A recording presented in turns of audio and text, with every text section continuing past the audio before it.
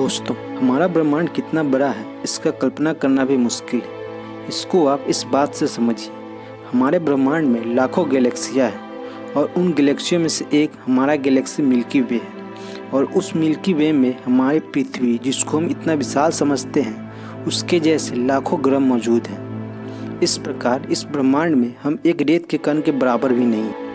इसलिए वैज्ञानिकों का मानना है कि जब हमारी गैलेक्सी में ही पृथ्वी जैसी लाखों ग्रह मौजूद हैं, तो उसमें से कुछ ग्रहों पर जीवन भी मौजूद होंगे। हो सकता है कि उनमें से कुछ हमारी सोच से कमज़ोर हो और कुछ हम इंसानों से ज़्यादा इंटेलिजेंट, जो हमसे टेक्नोलॉजी में भी काफ़ी डेवलप हो।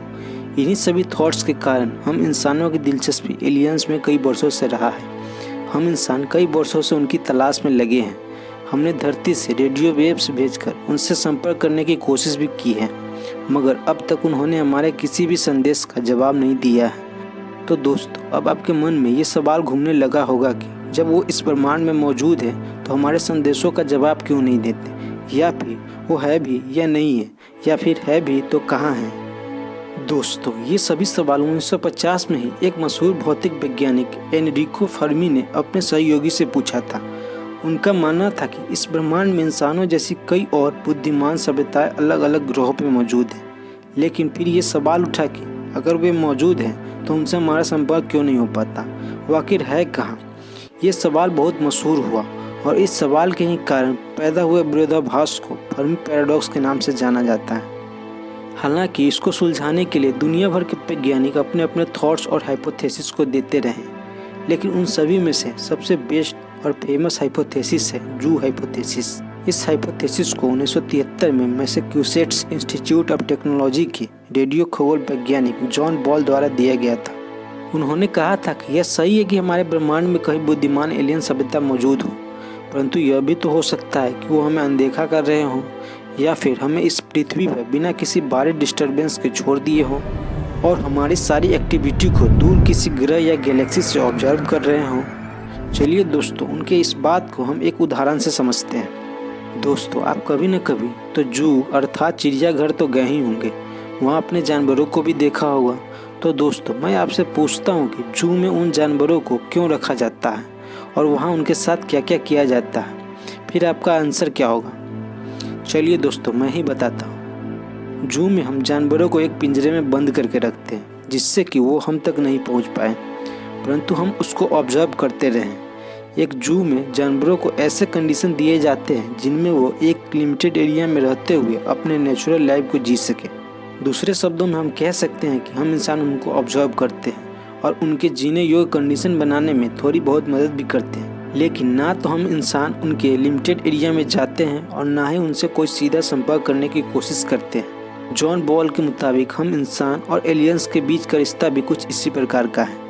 जहाँ इस पृथ्वी पर रह रहे हम इंसान एक जानवर है जो कि इस धरती रूपी जू में कैद है और एलियंस हमारे ऑब्जर्वर हैं। दोस्तों, जू हाइपोथेसिस इस बात पर ज़्यादा जोर देती है कि इस ब्रह्मांड में हमारे अलावा कई और सिविलाइजेशन मौजूद हैं जो हमसे कई गुना ज़्यादा एडवांस है।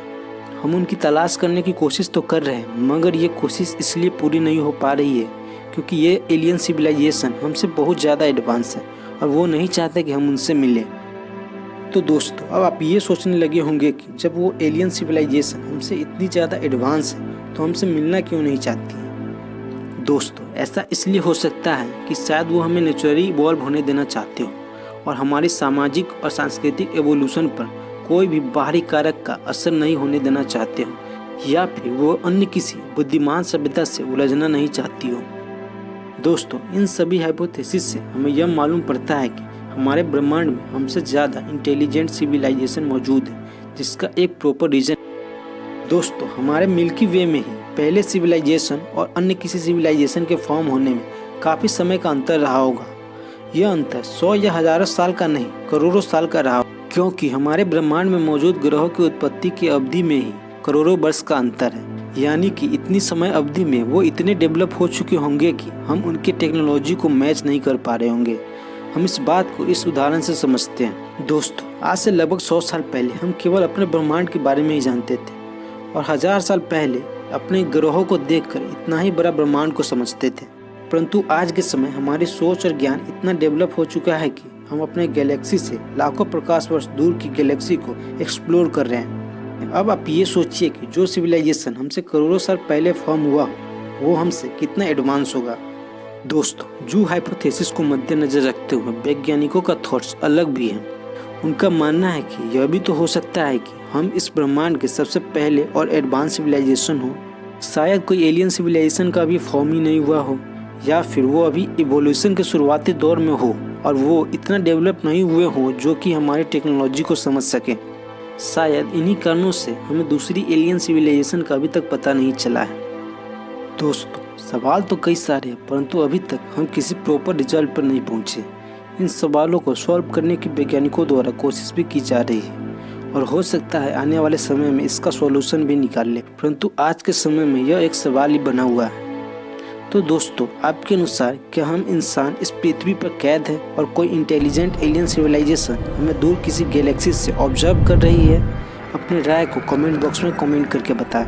और हाँ दोस्तों, वीडियो अच्छी लगी हो तो वीडियो को लाइक और चैनल को सब्सक्राइब करें, साथ में बेल आइकन को दबाना ना भूलें। जय हिंद।